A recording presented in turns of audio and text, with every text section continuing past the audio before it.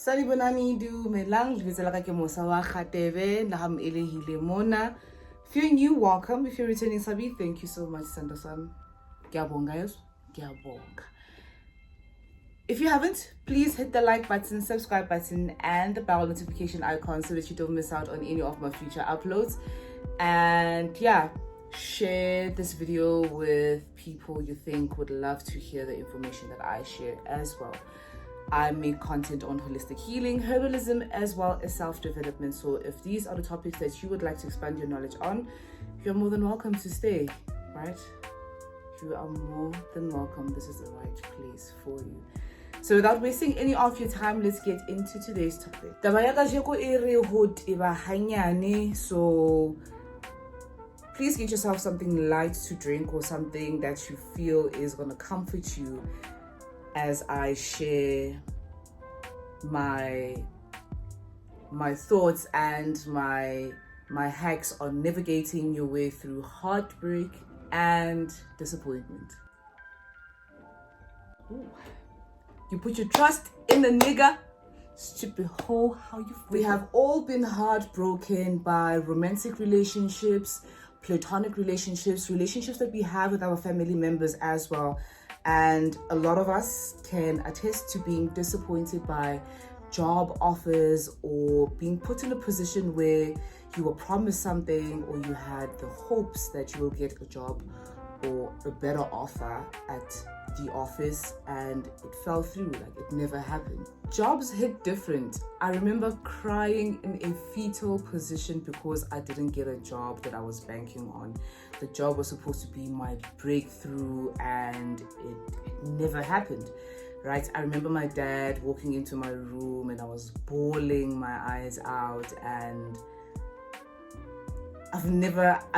till today I don't remember being as sad as I was at that moment that my dad walked into the room.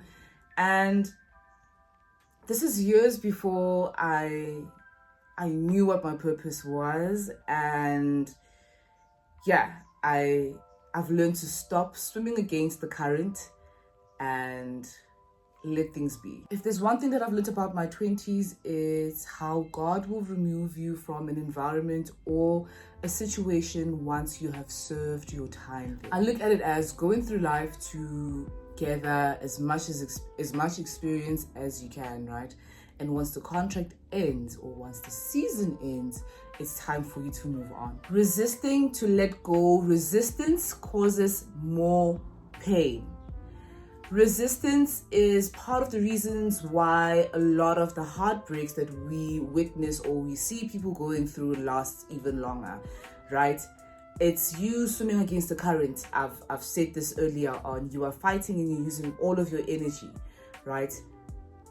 You are resisting and you are swimming against the current, hoping for a different outcome, but it's highly likely not to change, right? So the less resistant you are, the better for you, the less pain you will experience. So the tools and the steps that you can take in ensuring that your healing journey or your healing era is a little more smoother are the following. Step number one, well, after you have cried and everything, is to assess. Assessing the situation, taking a step back and not fighting. This should provide you a clearer picture of what's really going on. In romantic relationships, you find out ile. But before udlisa umntana abantu, please take a step back and weigh the pros and the cons. In the midst of you being heartbroken and shattered, you need to ask yourself, have my partner and I ran our course? And is this the person that I want tied to? Or is this the kind of person that I want bound to me for the rest of my life? Do you really want a relationship where you live in fear of a person constantly leaving you or stepping out on you and in a relationship? Is it worth it? If it's time for you to get a new job or to move to a new location, you will notice that things will start to fall apart. Things are tense, at the office or at your workplace and your colleagues are half ground, the signs are always there when it's time for you to move on. What we experience naturally is just everything unfolding, but it has long began. Leaving jobs, I think, are 10 times scarier because this is your bread, right? And you don't want anyone messing with your bread. But the signs that you should leave your job are always there. And yeah, a lot of people just resist changing their jobs or quitting their jobs and becoming self-employed for that matter. But yeah, I don't know God to put people in positions where he won't show up for them. And number two, I don't know God to put you in a position that won't propel you to bigger and better. Step number 2 is acceptance. One of our superpowers as human beings is realizing when things are drawing to an end. We are just skilled, or a lot of us are skilled to ignoring the signs that show us that it's time to pick up and leave. You know that the relationship has been rocky for a while, my brother or my sister. And it's been going on for a while now, right? They have checked out and it's like you have a plague or you smile. I don't know, but you just know when it's time for you to leave.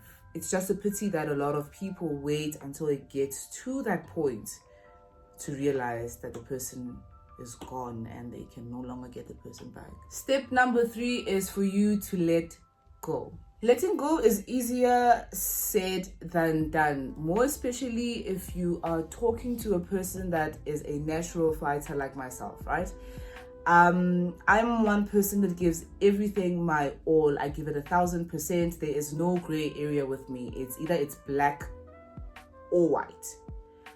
And I'm a person that fights so much. I give everything my all so that I don't look back and have regrets that I could have done this more or I should have done that. I should have tried something else, right? I put my best foot forward so that when it ends, I don't look back and regret anything. I back off and I say, yeah, look, I tried, but my all wasn't enough. If you can't control the situation, if you can't do anything about it, stop fighting. He will sort it out. And man, if there is a gender that struggles to let go, it's women. I don't know who this is for, but that person that's showing you that they don't care anymore, they're not giving you the platform for you to audition or try even harder to prove your worth to them.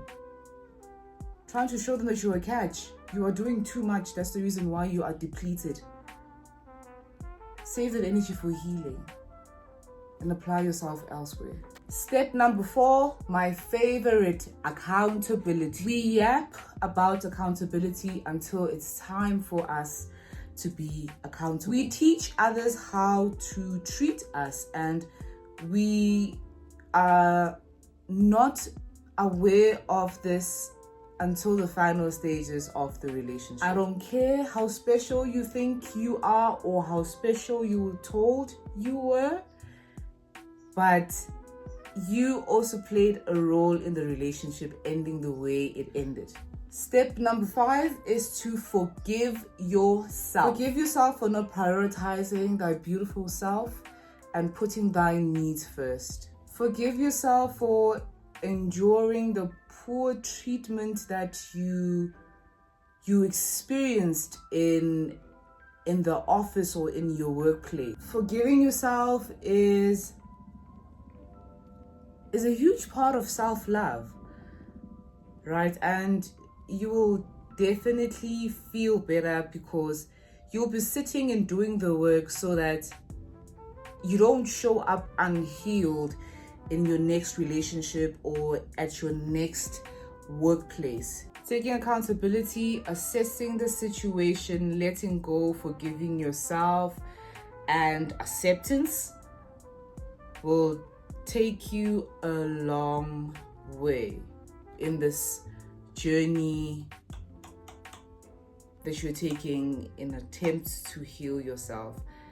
And yeah, I hope you use all of the steps that I have told you about. And yeah, man, just show up as a very healed version of yourself. You deserve it, and you owe it to yourself. That's all that I have for today, my beautiful lovelies. Remember or bear in mind that what's supposed to happen will happen. You are at that particular point for a reason. You have to be there and feel everything at your own pace. Okay? Allow yourself to feel. I have said a mouthful. That is all that I have. To love yourself is to heal yourself. I am out.